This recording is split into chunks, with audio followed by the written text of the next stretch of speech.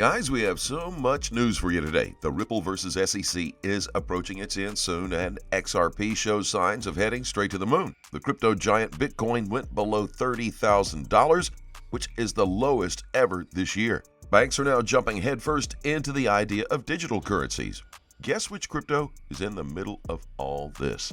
XRP. There's so much to share, so stick around to the end. That said, let's start with the intro. What's up, guys? Welcome to Moneyside, where we let the money do the talking.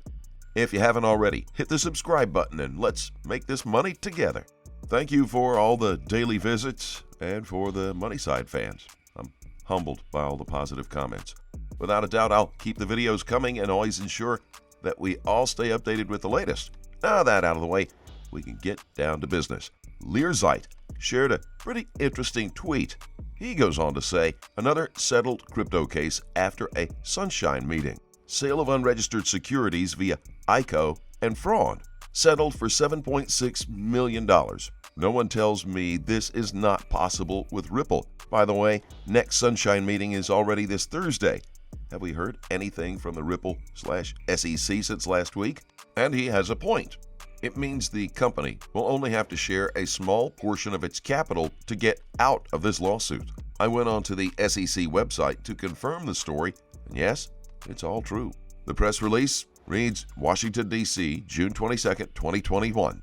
Today, the Securities and Exchange Commission announced settled charges against Loci Incorporated and its CEO, John Wise, for making materially false and misleading statements in connection with an unregistered offer and sale of digital asset securities. According to the SEC's order, Loci provided an intellectual property search service for investors and other users through its software platform called InVin. The SEC's order finds that from August 2017 through January 2018, Loci and Wise raised $7.6 million from investors by offering and selling digital tokens called Loci Coin.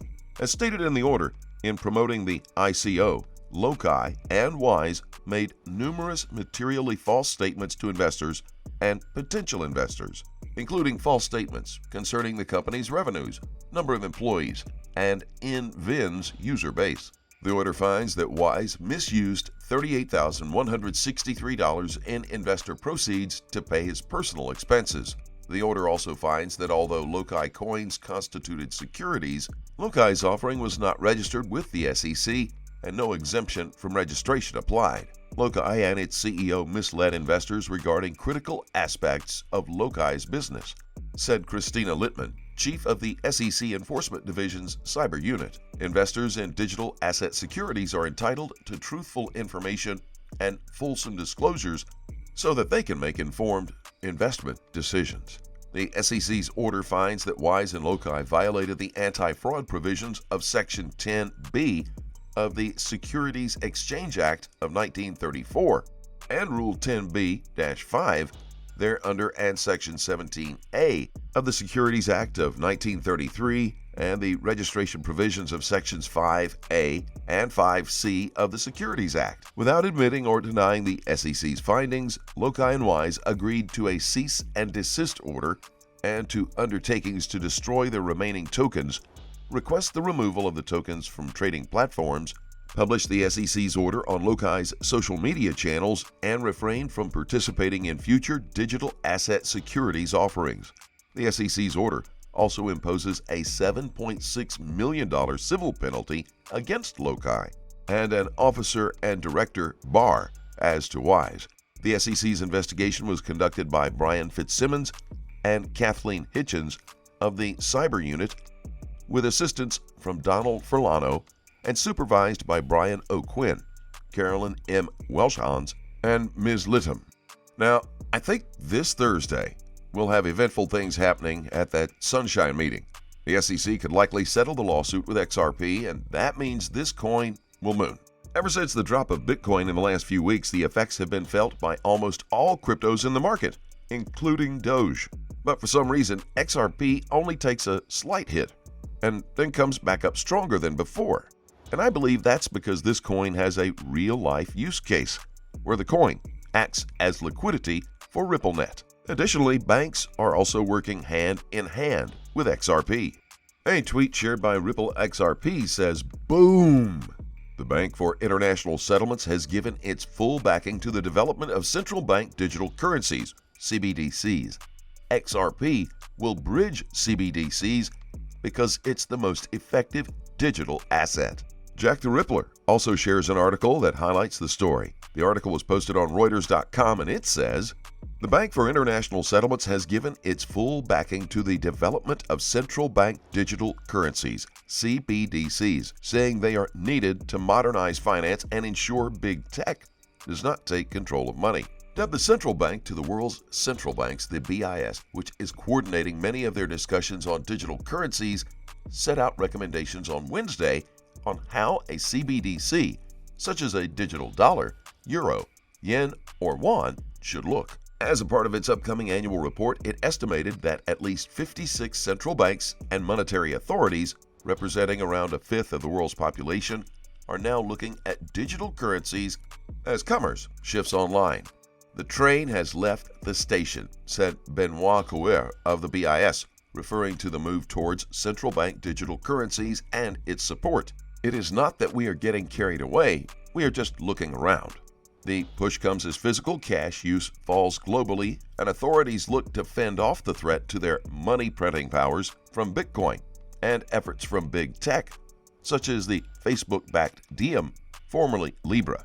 Without CBDCs, digital money would become increasingly dominated by big tech firms, Couer warned, as they would leverage enormous social media user bases. "That is a place where you don't want to be, where governments don't want to be," Couer said, describing it as a loss of control of sovereign money. Some countries are already well down the track. The Bahamas became the first to launch a general-purpose CBDC, known as the Sand Dollar, in October. China has a number of ongoing trials, and Switzerland and the Bank of France have announced Europe's first cross-border experiment. Couer's BIS colleague Hyun Son Shin said authorities will have to decide whether citizens need digital IDs to use CBDCs or go down a token-based route that many cryptocurrencies use to keep transactions more anonymous. In the view of the BIS, the ID system would be the better way to go, Shin and Couer said. One reason being that it would prevent people using digital currencies from countries other than their own, such as the safe haven dollar. Most experts think fully functioning digital dollars or euros are still at least 2 years away, but setting global rules around CBDCs is a highly political and heating up. "The new trade wars are technology wars," Couer said, stressing CBDCs should not be part of that. "The train has already left the station, guys, and now even London is on board with CBDCs. That means they are all trying to create a connection between the crypto and fiat world." What does that sound like? Ripple and XRP's mission? Duh. And in the article, they've quoted that France is also on board. The Central Bank of France is currently working with Ripple, which means the London banks will do the same. The only challenge I believe Ripple has is to convince all banks to join in on the partnership. But as we can see, all the big whales in the fiat world are already eyeing on RippleNet. Pretty soon, even the small banks will join in. The best way to describe what is happening to XRP and Ripple right now is baptism by fire. Yeah, that's right, because the company is facing a lawsuit that, if they win, will have given Ripple the much-needed publicity. Actually, they don't have to pay anything for this advertisement, but if the SEC wins the case, Ripple will have to find another headquarters since they wouldn't be able to operate in peace in the U.S. That will only hurt the United States traders since the rest of the world has already embraced Ripple and XRP with open arms. And from where I stand, I think the SEC should back away from Ripple. The U.S. needs this crypto to stay ahead of China, which is currently on its way to take that top spot. And if that happens, China will be the most powerful country globally. With this win, the U.S. can recover the economy and have one foot in the crypto market growing rapidly. That said, let's take a look at the technical analysis to know what is happening with the price movements of this coin. We're currently looking at the daily time frame. I called for XRP to reach $1.50 when it was at $1, followed by a large retrace back down to the 75 to 50 cent range, which would set up a move toward and beyond the previous all-time high. In this chart, I'm highlighting the only 3 times the daily RSI has closed below 30 since XRP bottomed in March of 2020. The previous 2 occurrences have acted as springs to start an upward trend. I expect this 3rd occurrence to be no different and to act as a signal to let us know that the 75 to 50 cent retrace target has completed. If we look at the 3-day perspective, XRP hasn't even started yet, guys. It took 473 days from the bottom to parabolic moves last market cycle. 473 days from bottom of this cycle puts us at June 29th. Fingers crossed for the fun to come. With that in mind, trade safely, guys. Please keep in mind we're not a licensed financial advisor. All videos on this channel are intended for entertainment purposes only. Tell us what you think in the comment section below, and let's have a conversation. Thank you very much for watching. Don't forget to like this video and click on that subscribe button below. Turn on notifications so you get informed whenever we post our amazing content. Thanks again. We'll look forward to seeing you in the next video.